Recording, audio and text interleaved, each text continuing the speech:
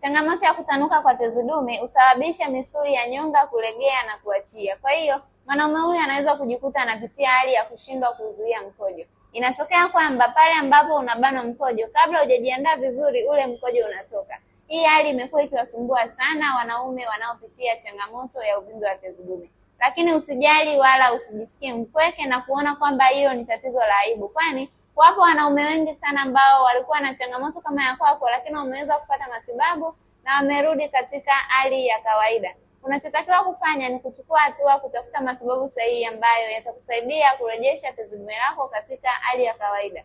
Anti-Afya Imara tumekuwa tukiwasaidia wanaume wengi sana kuondokana na changamoto ambazo zinaathiri mfumo wa uzazi. Endapo unahitaji ushauri na matibabu ni nini ufanye kuondoa hali ya maambukizi ya tezi dume pamoja na uvimbe, unaweza kutupigia ili tuweze kukuelekeza. Like na kushare video hii ili na wanaume wengine wapate taarifa, waweze kuchukua hatua kuokoa afya za tezi dume zao.